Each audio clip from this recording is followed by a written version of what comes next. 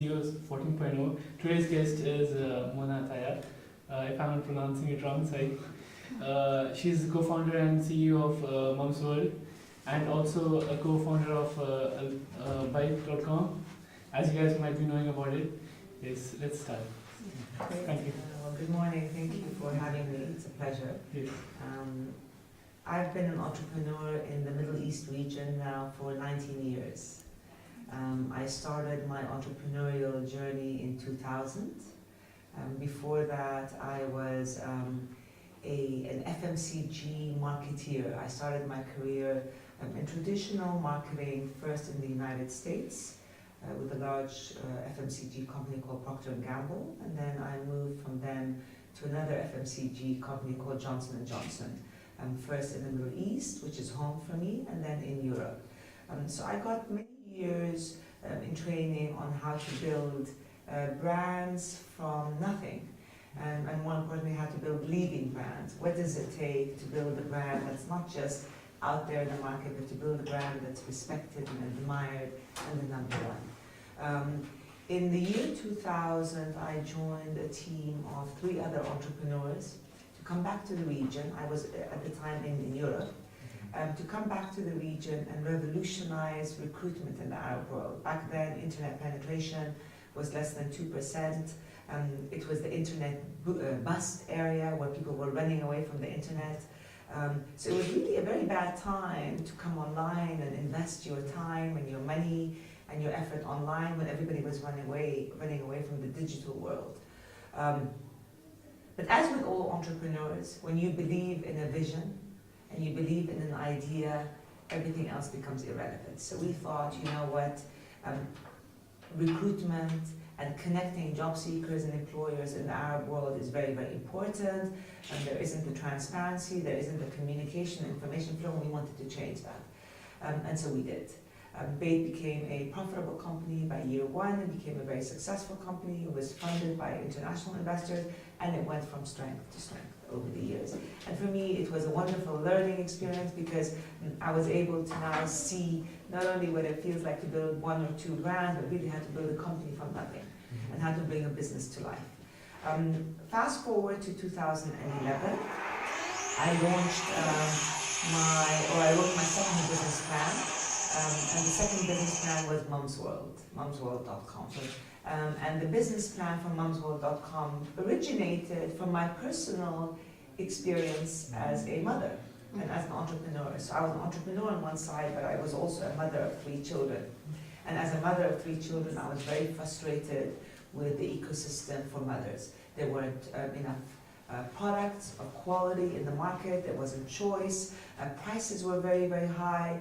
I didn't have a support structure to help me be the best mother I could be. So as an entrepreneur on one side and as a mother, I put my thoughts on paper and I thought, if only there was a place that I could go to as a mother, that I could find the widest choice of products that I could search, compare and buy. Have prices that are transparent and everyday low prices so I don't feel cheated every day. Have enough information so that I can make informed decisions for my children, and then have a community that I can tap into that can support me and share experiences. And if I'm able to have that, I can be a better mother. So the business plan was written, and the vision behind Mums World is to build the indispensable online extension of a mother's life to empower her to be the best that she can be. We launched Mums World at the end of 2011. Today, Mums World is the leading mother, baby, and child vertical e-commerce site in the Arab world. We reach over 2.5 million mothers. We have over 250,000 products, which makes us the deepest catalog of mother, baby, and child products in the Arab world. We were the pioneers in the vertical space, and we have been the leaders and continue to be the leaders by a big gap versus any other online player. And for us, it's really all about the consumer. It's about building a consumer experience that can empower and guide a mother's experience. And this is it in a kind of in an overall. First of all, I want to say that is like you are one of the leading role models in the GCC for entrepreneurs, and what you've done is amazing. the question I have is, so you mentioned a bit about the community and mothers, and I think that's a very vital, I think it plays a very vital role in your success. Could you talk a bit about how that community has actually helped you?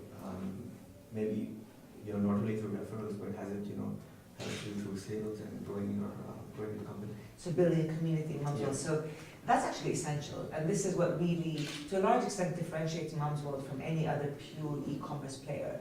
So we are not a shop online. We're not. We really are an experience and a community. So with Mums World, mothers can tap into other mothers, share experiences, they can read information both on the blog, on the website, and through our social media that helps them make better decisions. In our community, we have a lot of events, information events, educational events, sharing events that again allow mothers to connect with each other and mothers to connect with brands and other companies. So we're essentially creating an ecosystem of mothers and a supporting infrastructure to help her in her journey of motherhood. And that's really essential to who we are. So again, mothers don't come to us to buy their diapers only, they come to us to learn about the best way to diaper their child, to learn about experiences of other mothers, and to tap into a knowledge base that isn't found anywhere else. Now, having said that, we are now an 8-year-old brand. The community aspect of Mums World is growing very fast, and in 2019, you're going to see a huge shift and evolution of our community. As we place greater focus on that in content and in dialogue between us and the consumers. And in today's day and age, that dialogue with you as a company and the consumer is very, very important. It's integral to your success. So with regard to Beth.com, you were amongst the first movers in the market, and there was a need for it, but it wasn't realized by the public in general. So how did you reach out to them and ensure that that latent demand was eventually realized? Okay, so that's a great question. So oftentimes, businesses or good businesses are built based on pain points. Okay, so that's like the basics. So I, for example, want cheaper diapers for my baby. Okay, that's my pain point. My diapers are too expensive. An entrepreneur recognizes that that's a pain point. How can I solve it? Can I produce cheaper diapers with good quality? So that's the traditional way of building businesses. You find the pain point and you solve it better and uniquely. Now, the different way of looking at it, and this comes back to your question, is are there areas of improvement to the customer's life or improvements to the ecosystem that I as an entrepreneur can contribute to, but the consumer today doesn't know about it? So back then in 2000, when I was a job seeker and I wanted to connect to an employer, I had to look at ads in the newspaper. And I could look at ads only in the area where I live. So if I wanted to have a job in Kuwait or Qatar or Oman, I can't travel to Kuwait, Qatar or Oman unless I have a sponsor, unless I have a visa, unless an employer has invited me, and I don't have access to the global network of jobs. So I'm very limited in information. That was back then. So job seekers were very limited to a very small circle of jobs, and employers were limited to a very small circle of job seekers. So their pain point back then that they identified was, I don't have a lot of choice. That was their pain point. I don't have a lot of choice of jobs, and employers were, I don't have a lot of choice of job seekers. We identified that as a pain point, but we identified it as being much bigger than that. We said the real problem is that information flow, communication flow, and people flow in the Arab world is limited. So we need to change that. We need to change habits and practices. And the best way to do that is to do it in the virtual world, the digital virtual world, so that job seekers from all over the world can tap into Middle Eastern jobs. And employers in the Middle East can tap into job seekers from all over the world. And that flow becomes seamless. The other issue that we had back then was confidentiality. So as a job seeker back then, When you told the job seeker, go online and put your CV, they thought it was inconceivable. How can I put my private document online for the world to see? So it was a habit change that we had to educate. And we had to say, if you do that, these are the benefits. And the benefits far outweigh the risks. So you're essentially changing habits. Mum's World was the same. When we launched in 2011, job seekers didn't want to pay by credit card online. A lot of the suppliers thought e-commerce was a fad that was going to go away. So for us, recognizing that this is a very important ecosystem change, we had to educate. We had to educate the suppliers, and we had to educate the customers and say that if you interact online, all of your pain points will disappear. So, I'm sorry about the phone, yeah.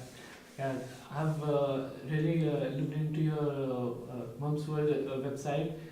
I've seen you have not only just focused on babies, but you have also focused on the toddlers and the preteens. Like how does it comes every the product widening? How did you think about it? Great. Yes. So it's very exciting that as an entrepreneur, so you have a vision in the beginning. So you have your business plan and you say, my ultimate vision. So our ultimate vision is to build the indispensable online extension of a mother's life and really empower her to make the best decisions for her children, because you empower a mother, you empower a child, you empower a child, you change the world. So that's our vision. Now how you get to that vision is fluid. You have step 1, step 2, step 3. And the exciting thing about being an entrepreneur is once you build the first phase, you're now excited about the second phase and the third phase, and it's never ending because it just grows, right? So the answer to your question, we started off saying the first core consumer that we want to get is that first-time mother, the mother of the baby with 0 to 2. That's the first phase. Because the mother with the baby from 0 to 2, and the first-time mother is the most risk-averse. She's the most information-hungry. She's the one who has the greatest pain point. So we want to get to her, and we want to make sure that we're holding her hand and really helping her along this new, exciting, and risky journey of hers.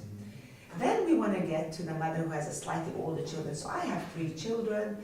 2 of my children are, taller than me. They're teenagers. And so when I buy for my 11-year-old and my teen boys, I don't buy the most expensive. In fact, I buy the cheapest. I take shortcuts. I buy whatever's, I find. So my habits and practices vary. So then we evolved the site to also cater to the second-time mother and the more, the mother who doesn't care about the cost. And then we started segmenting. So to be the indispensable online extension of a mother's life, we need to cater to all of her milestones. Her milestone of the baby, her milestone of party, of baby registry, of back to school extracurricular activities. There's a whole gamut of line extensions that we are now working on. And in 2019, you're going to hear some very exciting news as we begin to focus on experiences that each mother goes through, that we will begin to cater to these experiences. So for example, party. Every mother has birthdays and parties for her children. It's a headache organizing parties. It's a headache buying birthday gifts. My 2 older boys are twins.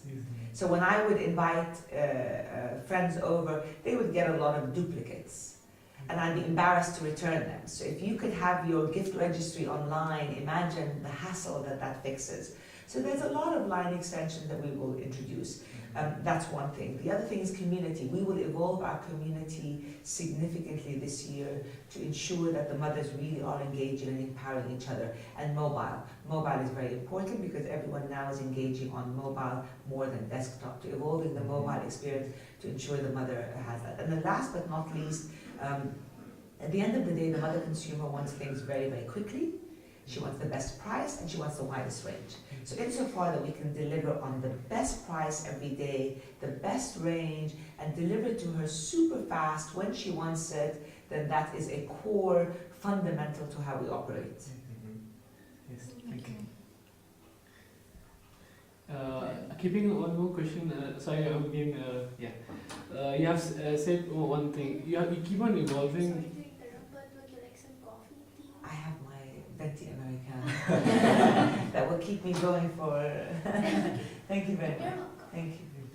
So you have said earlier, the entrepreneurs keep on evolving at every phase. So what are challenges do you feel haven't covered up right now in my business, and I have to look forward for those? Like you might have seen, like you keep on evolving, right? So you might see I'm not happy with this, and this is somewhere I'm lacking, and I have to go more about it. Have you seen anything about that? We are constantly tweaking, Yeah. constantly. Your vision and your ultimate goal doesn't change. That's there. That's what gets you up in the morning. So you get up in the morning, despite all the challenges of building a business, and building a business from scratch. I would say nothing compares. Nothing compares, because it has risk, it has cost, it has expense, it has stress. There are so many uncertainties. You're making decisions constantly. Really building businesses from scratch is tough, and certainly in an ecosystem that's underdeveloped, it's even tougher. So while your vision stays the same, and it's your motivator every day to overcome these challenges, your execution and your strategy changes all the time, and you're constantly editing. So for example, you may discover that we launched last year a subscription program for our diapers and our consumables. So mothers can sign up for our subscription program and get their diapers delivered at the same time every week or every month, whatever they select.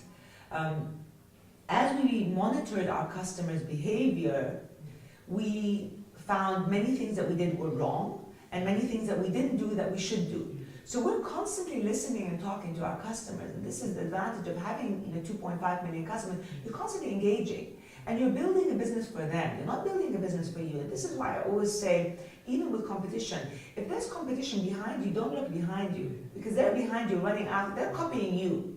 But when you're copying the customer, you're talking to the customer, you're doing what the customer wants, not what the ecosystem wants. And that's really important.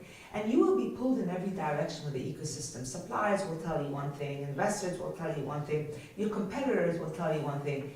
Insofar that you ignore and avoid the noise and only look forward at your customer, you will succeed. And this is really what we do very, very, very diligently, and we're very disciplined in that way. We try to remove distractions. So the long and short answer to your question is we're constantly editing, we're constantly adapting. We've made so many mistakes. We've made more mistakes than we've made right decisions. And we make mistakes every day, and we learn from them. And this is what allows us to move forward. That's the main point. If you don't learn it, then that's Yeah. Yes, thank you. Okay, one question I have is, so you've already built, this amazing brand that has over 1 million monthly visitors, and you have over thousands of suppliers. And these suppliers obviously have other products that do not cater to your niche. And you have the organizational structure in place to replicate this need again and again. So have you thought of expanding to other niches, or are you very particular about, moms? You ask very educated questions. Your questions are very strategic. So, yes, we have. So, insofar that what we do contributes to our vision, then we will do it. But if it doesn't, we won't do it. So, when you reach a mother consumer who is buying diapers and milk and everything from baby to preteens, then in essence, you can then promote your offering to offer her other things. So the answer to your question is, yes, we have thought about extending to offer mothers more. As long not as other niches like electronics or barbecue. no, so it has to be in line with our ultimate vision of being the indispensable online extension of a mother's life. So if we can give the mother everything she needs from the time the baby is born till the time the child is preteen, for her and for her child, so if it ticks that box, is what we're offering the right thing for you and for your child, then we will do it. If it's not the right thing, so a mobile phone, for example, is irrelevant to us. It doesn't fall within our scope of operation. So we have to be really focused on what we're trying to deliver. And we're very single-minded in our vertical approach. So, since you happen to have a marketing background, and when you launched Bad.com in the 2000 and a couple of years ago, Mum's World. So, as you know, that marketing is a very dynamic field. It's almost evolving as constantly as IT is. So, how has your approach changed over time, and what would you suggest to the young entrepreneurs? So I would safely say that everything I learned in my FMCG traditional marketing roles, I built when I went down the path of digital. So all the rules of marketing, not all, most of the rules of marketing have changed. The strategies in marketing have changed, the methodology has changed. So I would say with Mum's World 7 years ago, I had to relearn everything. Really, I had to relearn it. I didn't know anything. I can safely say that when I started 7 years ago, or 8 years ago with Mum's World, I was a novice marketeer. Whereas a year prior to that, I considered myself to be a fairly seasoned marketeer. But with the advent of digital and e-commerce, everything had to be reinvented. So you're in constant phase, a constant stage of growth and learning, constant. The last year, we again built our entire marketing plan and started from scratch. And what we do today is very, very, very different than what we did even 2 years ago. Very different. Our shift has been radical. So constant learning. As an entrepreneur, you might have faced a lot of problems. What was the major problem you have faced? How did you overcome that situation? Okay, I think the greatest challenge for us, frankly, in an entrepreneurial environment is finding the right people and the right team in every phase of growth that helps you get to the next level. Because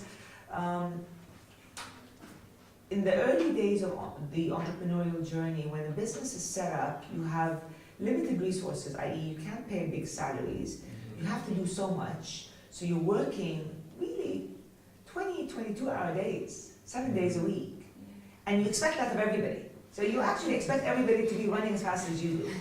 Because guess what? Within a few weeks of your announcing that you're launching something super exciting, guess what then happens? You get 3, 4, 5, 6 copycatters. So you have to be running to widen the gap.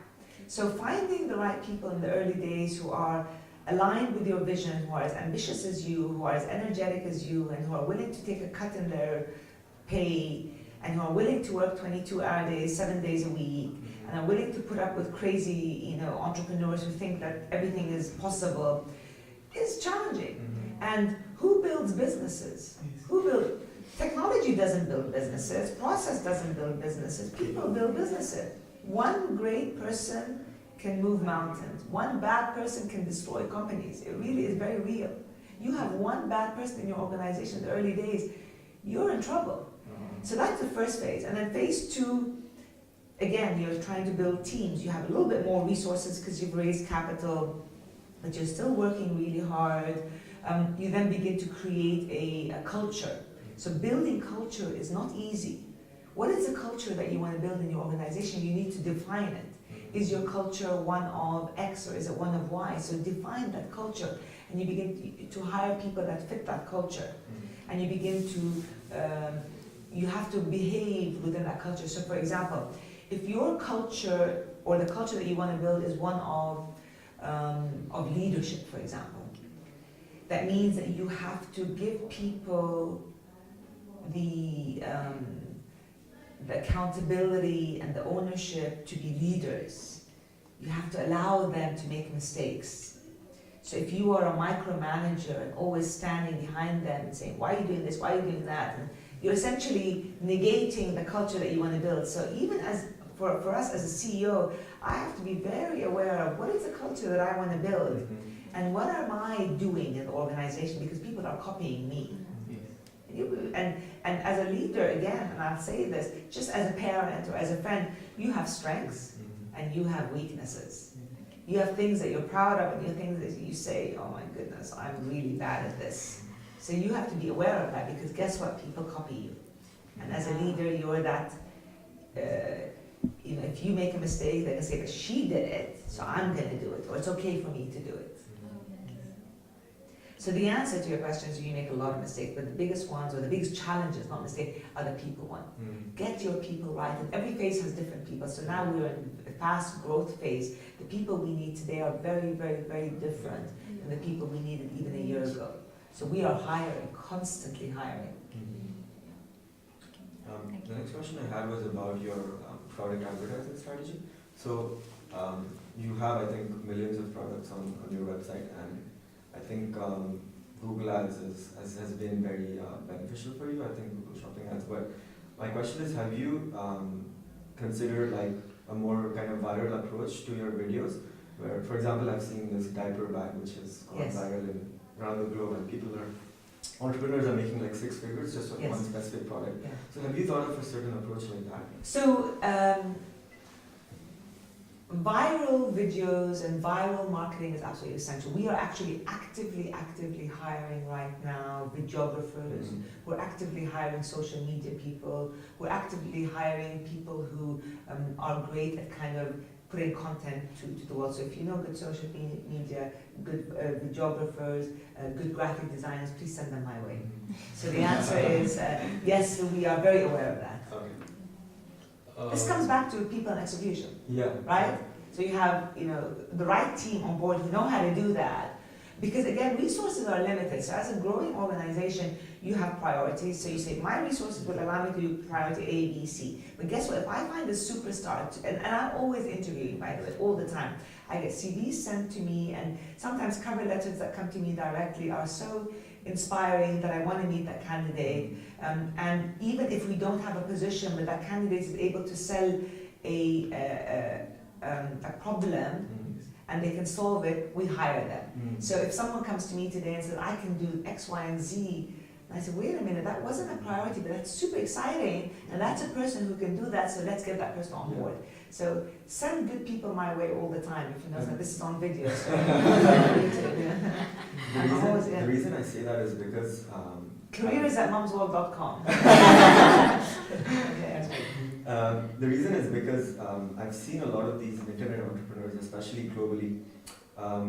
There's this thing called dropshipping, where you take supply from Alibaba or AliExpress, who manufacture these products in bulk and in very cheap, and then they basically market it to the audience. And the baby and mother niche is so amazing because it targets a particular kind of target audience, and the word of mouth is like really, really viral. So I've seen a lot of these entrepreneurs build amazing brands with viral videos, and I think that will be amazing for, because you already have the brand, 100%. you have the trust, and you know, adding that component to it. 100%. I mean, the beauty of our consumer is very viral, our consumer is very loyal. We have very strong loyalty amongst our consumer, and you're right. If you're able to kind of crack that code of, because again, the thing with videos is their information, their content that's nice to view, easy to view. Yeah. And if it's good content, then it goes viral automatically, yes. Going back to your starting out stages for Mom's World, during that time, I suppose you started 8 years earlier. So at your part of stage, there was already Souq.com selling a category of baby and clothing, and there was eBay, and there was Amazon too. All of them had their separate categories. And in fact, in the UAE market, there was Mother Care, Carter's, and all of them. They have their online application or website also where they sell. So you came up as a As a nobody? No, as not exactly nobody. You came up with an idea, with a strategy to get all of these people together for one person. Not just for different people, but for one person, you want to get all of them together. So what I want to know is that how did you get these people together for your company? As in, you developed a community first, and then you got these people you got the consumer to buy it, or was it your marketing strategy as in you sold at cheaper prices than them? Sure. Okay. Or what exactly? So, just to be clear, Mum's World was the pioneer in mother, baby, and child online vertical shopping. What does that mean? First of all, so we were actually before Souq. So Souq had other products, but they did not have a baby and child vertical. We actually were before Souk.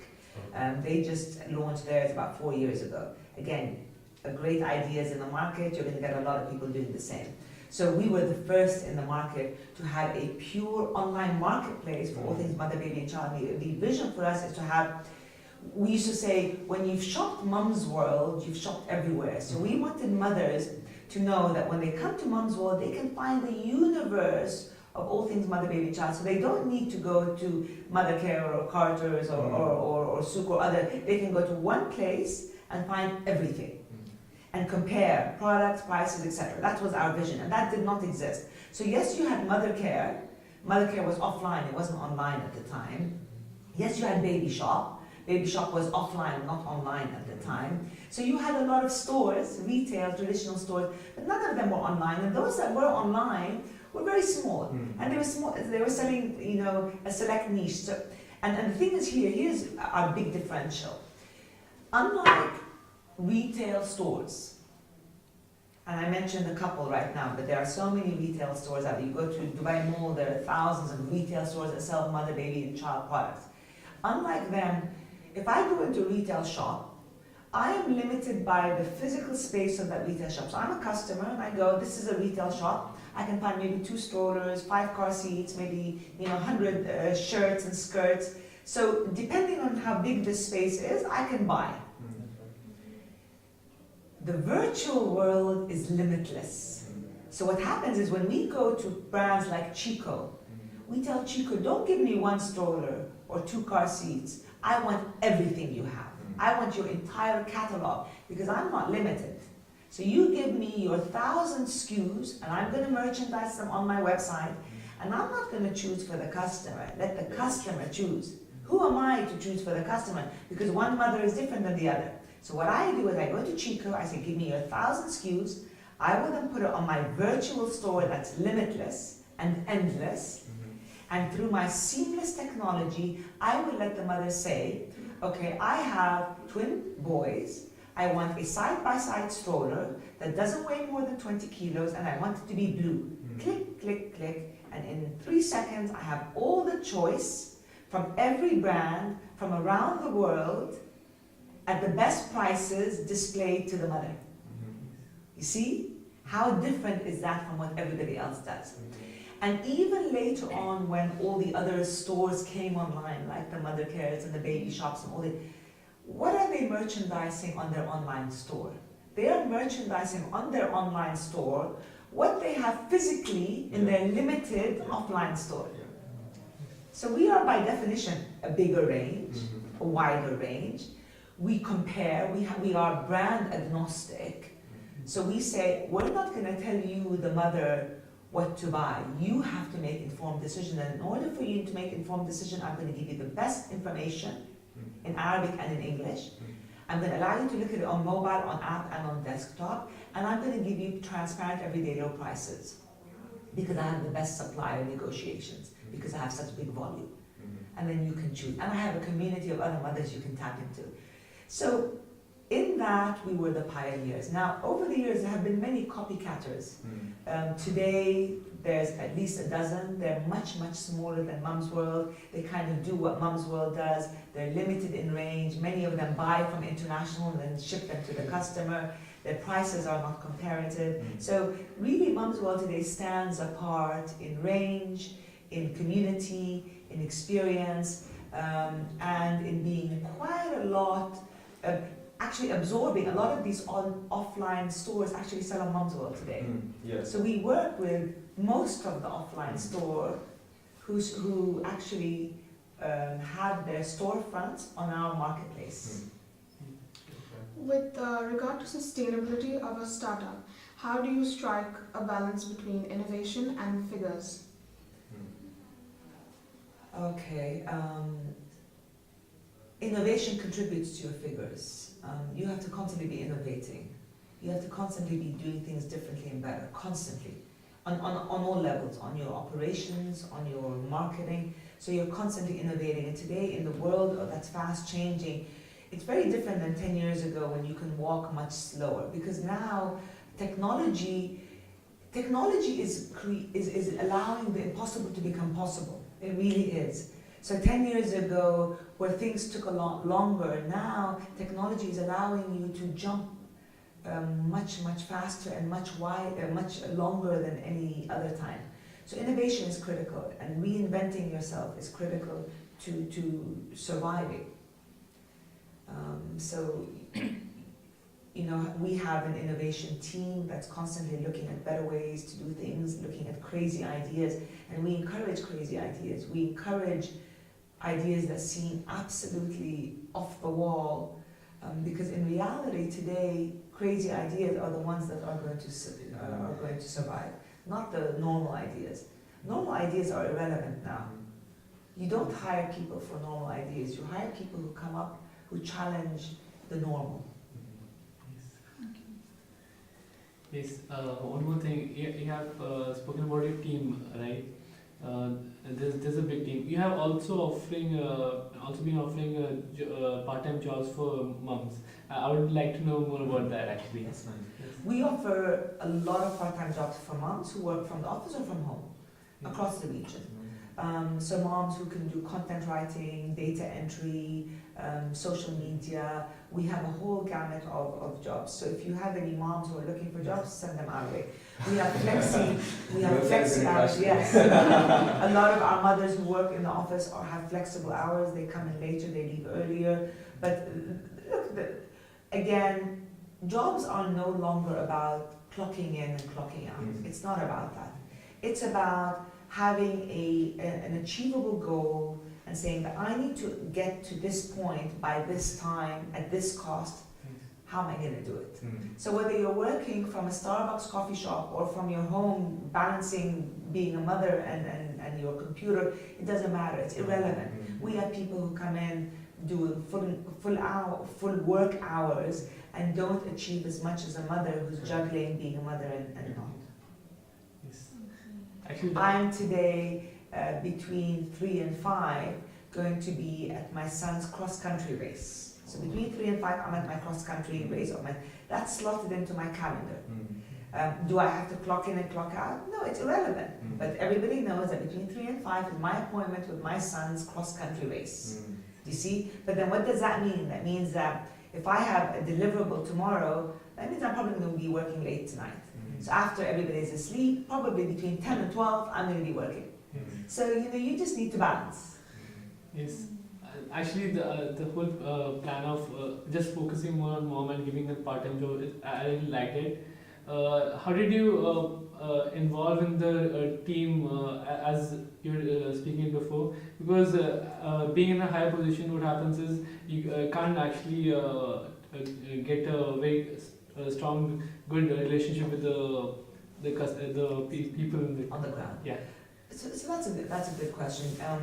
That's a tough one. So as the organization grows, when the organization was younger, it's easy to put a name to a face and to know a lot about each individual. Now it's becoming more and more difficult. And again, this goes back to what I said earlier about culture. People look at the leadership and if they're not interacting with the leadership on a one-on-one basis and regularly, they create perceptions. So if I walk in every day on my phone and I'm always rushed and I walk out and I'm upset or whatever, then you create a perception. So your perception is the leader is this or the leader is that. That's your perception. It's not based on reality because you're not engaging. And this comes back to culture. So this is why I need to be very aware of, okay, what is our culture that we want to create, and how am I translating that culture in my behavior, in the way I talk, in the way I behave, etc. And it's not easy. It's not easy. I'm constantly, personally, in and out of the office. My schedule is really locked from 7 a.m. till 11 p.m. every day. Every day, 7 days a week. And every minute counts. So just, kind of visualize what that means in terms of how I behave. I'm like clockwork. Actually, it's a very tough job to when in a higher position. Ground is kind of the people in the ground level, they won't that much connect maybe. So that actually it's a very nice thing. You're trying to get in touch with them. Yes. I mean, for me, look, I said this before and I'll say it again and again and again. It's people who build organizations. You know, Moms World wouldn't be here without our people, without our team. People build organizations. And you have great people and they really rock mountains. And you know, when I look at our leaders in organization across the board, our leaders are phenomenal. And you know, what allows me to rest peacefully is knowing that I have leaders in the top of certain function that are brilliant. Now, at the same time, on the flip side, many times you don't get it right. So you get people on board and you hire. I would say 20% of what you hire for are skills. 20%. So it's like a guy who knows how to do the video is 20%. But guess what? If his character, that 80% is lacking, i.e., he doesn't want to learn or she doesn't want to learn, isn't ambitious, isn't fast, isn't energetic, isn't creative. If that is missing, then no matter how good he is in his skills, it's irrelevant. Now, on the flip side, if he has, 20% skills, but he has a character of learning and evolving and wanting to improve, then these people will rock mountains. And all our great people are ones who have really learned from the ground up. We have one person who heads one department now who came with literally zero knowledge of that department that she heads now. Zero. She knew nothing. She had never done it. And now she knows more about kind of that function than anybody in the organization, including myself. And again, it's that desire and passion to learn and to be better.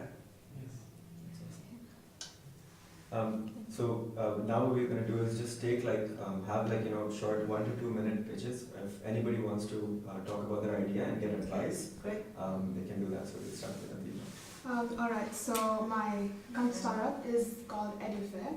It's basically about targeting high school students. And so the problem that we students face, and that's something that I have faced personally, is when you're deciding on the right university. That is one of the major decisions that we make as students. And it is that time where we are bombarded with all kinds of information. And in this particular region, UAE specifically, we don't really have a niche market where we can get access to various universities' information and compare them. So you've got multiple universities. If you were to look for medical colleges, you're going to find GMU, Dubai Medical College, and a lot of other universities and colleges. But is there a way that we can actually compare them? Okay, not only in the form of what's there at other portals, but on the basis of, for instance, your budget or what you're looking for. Because I personally believe that every student's demands are different. And every university caters to a certain thing. So it's about getting the best that we can and putting up there so that they find ultimately one university that best suits their potential. So that is basically what EduFair is about. And my question to you is regarding recruitment. All right, so how do you ensure that you get the right people on board? And especially in this stage when it's very rare to find somebody who is as dedicated to the platform as you are. Great. So I'll answer first about the idea. I think the idea is a great one. I think having an online marketplace that compares institutions from not only the region but all over the world for students to seamlessly search, educate themselves about that institution and see the potential fit on various levels, budget, Scholarships. I think that's brilliant. I don't know if that already exists or not. If it doesn't exist, I'd be surprised it doesn't exist. Usually the rule of thumb is 99.9% of great ideas already exist somewhere in the world. So I would start by searching the global network and seeing what exists. And if it does exist globally, see if you can learn and replicate in a different way, in a unique way for the region, to make sense for the regional students. So maybe you want to create something that's catered to the regional university. So I think the idea is a brilliant one. I would imagine it already exists. If it doesn't, it does globally. There you go. Globally. So to replicate it for the region, to make it more region specific and localized, I think that's brilliant. So I like that. Keep in mind that majority of great ideas die in execution phase. So it's never about the idea, really, it's about the execution. You can bring something that seems very average, but you execute it with uniqueness and innovation. it becomes a leader. And in contrast, you have a great idea, but you execute it poorly, then it flops. So just be sure that the execution is very clear. And that comes back to the second question, and it's linked directly to the second question, and that's people. How do you hire the right people that can take the execution and bring it to life? That's tough. So you asked me about it. That's the biggest challenge. How do you find the right people who share the vision, who have the right mindset, and who are willing to put sweat in the games, especially in the early phase? Who's willing to put their money where their mouth is? So, and their money is hard cash as well as their time. And your first team, your core team, has to be people who have sweat in the business. So they have to put their money as well as their time and cash to the business in order for them to commit as much as you do. So the answer is it's tough. What we do is we try to network with as many universities as possible. We go to bait.com. I recruited all the people from Bait till today. I'd say the first 4 years, everybody I hired was from Bait. Everybody I hired was from Bait, and I was reactive in my hiring. So today because we were growing at a very fast pace. Today I'm bigger than yesterday, so I need more customer care. I need more logistics. So I was constantly in reactive mode. And having platforms like Bait would help in recruiting quickly. So I don't know if that answers your question. So there's no short answer to recruiting. It's the hardest thing. It's the hardest thing, really, for all businesses. You guys want Our startup's idea name is Osuka. Osuka. Yeah, Osuka stands for Autonomous Solar Cart. Our main objective is to make a cart which is autonomous and affordable, easy to maintain. There are lots of competitions like Tesla, Mercedes who make autonomous vehicles, but those are not affordable to everyone. So we want to make up something which is affordable, which can be used by people, easy to maintain. So the main problem we're facing is manufacturing. Suppose we go in the market and we get 10-15 orders. Where do we manufacture this? We don't have any manufacturing industry or anything in UAE. So who manufactures similar products? So that's the problem. So automotive. Autonomous. Autonomous. Yeah. So what they're building is like an indoor golf cart? Yeah, indoor and outdoor, as well as which can be used in universities, outside, for small distance travels and all that. It's basically we're targeting indoor facilities where you need to commute from one place to another in a given time, but you cannot walk for that place. You cannot walk indoor. Universities. Doesn't that exist already? They exist. They're called as golf carts. Yes. But they're not exactly autonomous. So you require a driver buy for a ball that. and just put in your location and Autonomous, it will be autonomous. You just need to name your destination and you can just go. No, there's no physical, no person, or no driver. What's the pain point that you're trying to solve? The main point we're trying to solve over here is solve delays, to reduce delays. And this autonomous car is also electric and it's powered by solar also. So we're trying to reduce the use of energy and try to make it renewable. So there are 2 points basically, to reduce delays and to save energy. And does that exist already? These types of cars? They're not existing. These cars, they exist as people made them, but they don't exist as a product to be sold. Okay, they don't. So they're not. So these golf carts are the only options today to move you from point A to point B.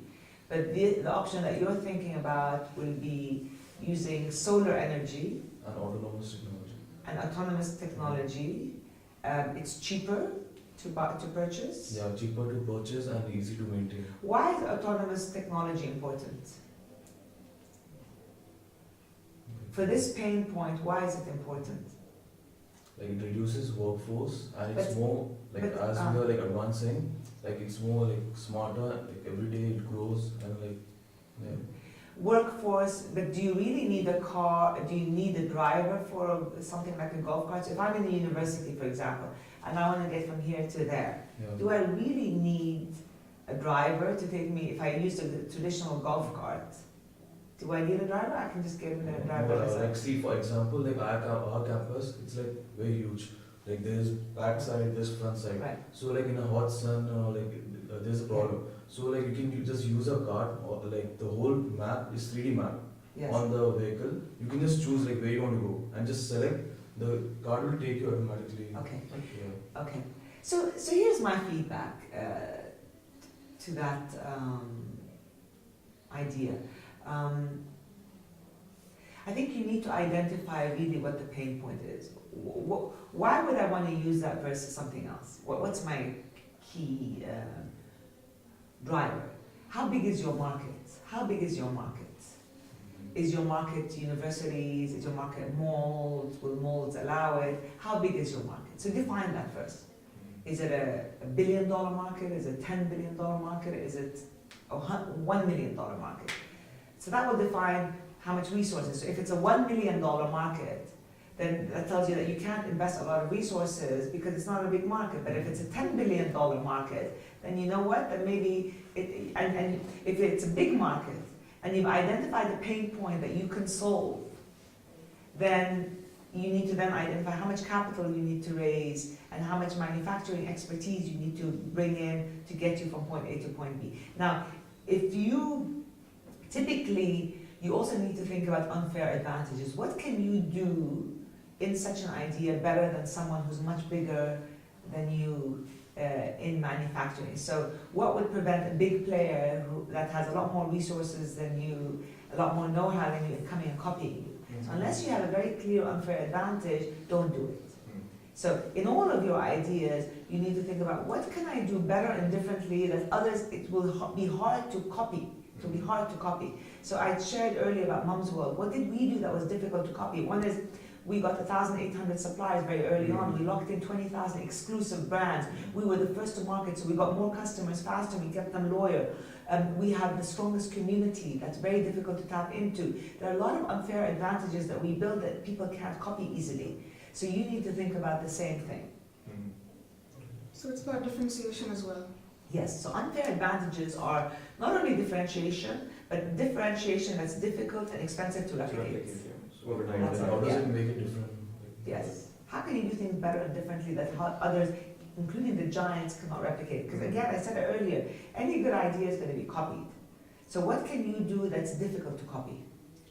Or it's too expensive to copy and others won't bother about? So my startup is called AdCup, and essentially we focus on daily commutes to work or university. So it arose out of a personal problem of me and my co-founder, and it was getting to work or university on time and affordably. So the options that we have in transportation right now is one, we have public transport, which is the bus and the metro, which is great, but sometimes it's really time consuming and congested, especially during peak hours. On the other hand, you have private transport like ride-hailing services, Ubers and Careens and taxis, but they're quite expensive for daily use. And we want to really solve this and bridge the gap between price and time. So what we do is we create communities of people that truly connect with each other. And what I mean by that is, let's say you're sitting in a bus or a metro right now. 99% of the time you won't actually want to speak to the person who's sitting next to you. And we want to create that culture shift where we actually want people to engage and interact with the person sitting next to them and get to know them on a more personal level. So how we do that is we have these common points where people can walk towards. So for example, a common point here would be, let's say, Silicon Oasis. And from Silicon Oasis, we go to a destination, that's Bergamo. So this is a community of people, and this is called a route page. So this is our community where people can walk towards a common point, they get picked up by a premium van, and they can get from point A to point B without any stops in between.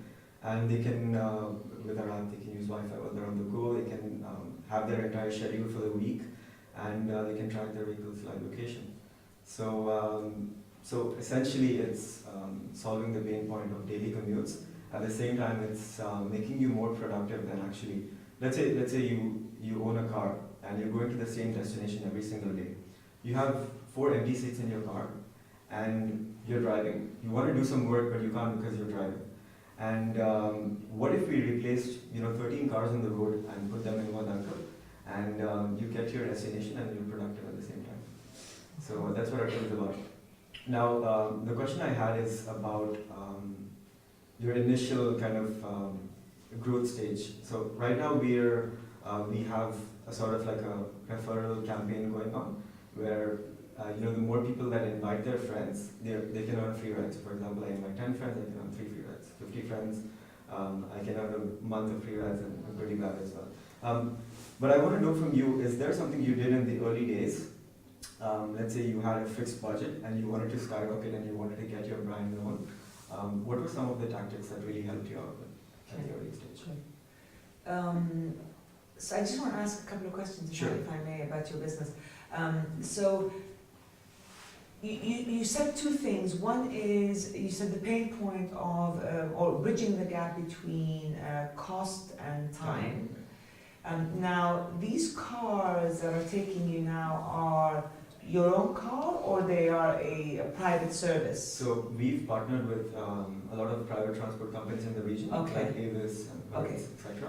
And they provide us with the vehicles and the drivers. Got it. And this is a cheaper option than getting one of those companies out there already that does that? So the thing is, right now, if you want to do something like this for individuals, you can't. Because it's not legal to carpool, that's number one. And Okay. the second one is, if you want to use a service like this, you have to pay for an entire year through a company that you're a Okay. part of. So what we've done is, we've collaborated with the RTA to actually pilot this service and make individual shared transport possible in the city. Okay. And this is not something you can do with any private transport company because this model doesn't exist and you have to pay for the entire month or an entire year. So I can just go now to Silicon Oasis potentially, or do I need to reserve in advance? Can I walk Yeah. to the Silicon Oasis and drop point and just get into a car? No, so how it works is it's predefined routes. Okay. So it works, our community actually votes for these routes. So let's say you want to start a route from here to Silicon Oasis. Okay. And the more people that actually vote for the route, the faster it becomes live. Got it. So the first few routes is based on demand that we already know exist. Okay. And the next few is decided by the community, so it's crowdsourcing. these And you routes. have to book in advance? You have to book so once the trip is live on our website, you can book, you have to book at least a day in advance. And how much does that cost? So instead of paying, let's say, you want to go from here to Burjuma, which is like around, so let's say it's around 20 to 40 kilometers. Instead of paying 60 dirhams for a taxi, you pay 14 dirhams for a ride Wow. from a common point, yeah. Okay. And if you want to, if the vehicle can also come and pick you up from your exact location Okay. for an additional charge, so that's 90 dirhams. And you mentioned earlier that you talked about the community engaging with each other or working. Which is it? You want people to sit and not engage, or you want them to engage? No, we want them to engage. Why? Yeah, so our goal is, so we believe in really building and bonding between people to get them to, number one, open up opportunities, and number two, learn from the person sitting next to them, because and obviously they have the option if they're, let's say, introverts and they don't want to do it, through our platform they can switch it off. But if they actually want to expand their reach, expand their network, and learn something new, they can write about what their interests are, and the other person can also choose their interests, and we actually make them sit together so that they can engage in a fruitful conversation. So it's sort of to build a sense of community in Arqab so that it makes us irreplaceable and Sure. it builds a connection with the brand as well. Interesting. So look, I like the idea a lot, and certainly we are 100% moving into a sharing economy where people will own less assets and will begin to share existing assets. So that's very real. So if you're able to build an infrastructure and separate it from the ride sharing, the ride hauling organizations out there, then I think that's very relevant. And again, I come back to the question, what prevents someone like Uber or Careem from replicating that? Now the community aspect, I don't know if it will work or if it will not work. It could work. I think it's something that you cannot force potentially because people want to get into a car and they don't want to engage. They want to get on their mobile and they want to do some work, so they don't want to engage. If you feel that building that community is a point of difference, again, it's something worth testing. I don't know the answer, but I think as an idea, it's a great idea, especially if the cost makes sense. I mean, we have, as an organization, even organizations can tap into this. Now, which leads to the next question is, how do you build business when you have limited resources, grassroots? What you do is you go to create partnerships. So you go to organizations, let's say the top 100 organizations in terms of employment in the region, you say, listen, you have facilities for your employee transfer, why don't you use us instead? So we become that go-to for your employees to go back and forth instead of using the bus and the metro, which is taking time, etc. So you do partnerships with institutions, with organizations, with government entities, etc. That's the way you kind of get ahead very, very quickly. Social media, the virality of it, you share experiences. So if 100 people have gone down, have tried your product and they love it, you encourage testimonials and them to share it. So that's also great. So in the early days, grassroots activities, creative grassroots activities, what will get you the buzz. That helps. Thank you. I thank you all for having a very nice time. Actually, I learned a lot. Thank you, Ms. Mona. It was a great pleasure. You have shared experiences. So yeah. Yeah, it was quite amazing. I think we've all learned a lot, and you're really inspired. Yes. Really Thank you. inspired. Thank you very Thank you much. so It was much my for your pleasure, my pleasure, and best of luck to all of you. You seem to know exactly what you're trying to achieve, so well done. I'll leave you with kind of like just a final tip or comment, if I may. The world that you're entering today is very different and more difficult than it's ever been. It's very competitive, it's very fast changing, and it really is about what you put in, you get out. It's that simple. So the rule of thumb, the traditional rule of thumb is every effort I put in, it will come back to me is very real.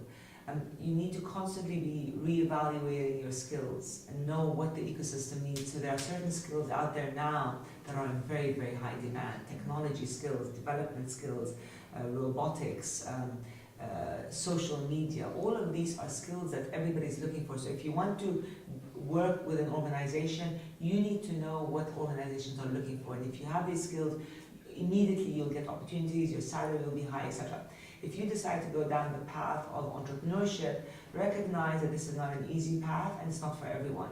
And it's going to be filled with peaks and valleys, mostly valleys. But you need to be very, very, very crystal clear about why you're doing what you're doing. And if you're not 100% committed, you won't do well. 99% of startups fail. 99% of startups fail in the first year, and then another big majority fail in the second year. So you need to be very, very clear that what you're committing to is worth your time. As women and as men, maybe sometimes it's different. If you're a woman and you plan to have children, etc., you need to think of, is it a challenge or a compromise worth taking? Do I want to invest my time and my effort in having a startup when I have kids? Some women will say no, and that's, it's not for everyone. So be very clear about your why. Why are you doing what you're doing, and define it now. And then everything that you choose has to come back to your why. That's my, Thank you so much. Thank you so much. my pleasure. You have a very nice university.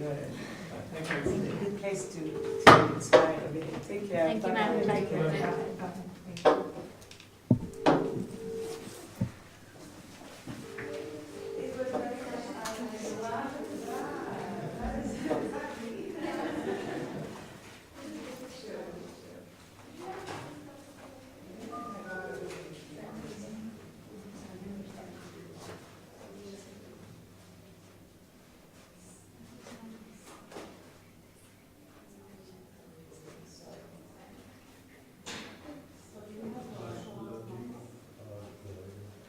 Lovely session.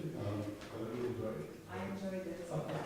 You were short with that, but It was great, a very engaging audience, lots of brilliant ideas, very impressive, very tough questions, seasoned questions. I'm very impressed with it, very, very smart questions. So thank you for that, you inspired me as well. And I wish you the best, all of you. I think you'll do great stuff. Good luck to all of you. alright, so there is this small little ceremony that they do there. So you have to sign this cup, Oh, wow. and that will go there on the day. And there's a copy for you, which will go with you as well. So let's surround the ceremony for a nice picture. And then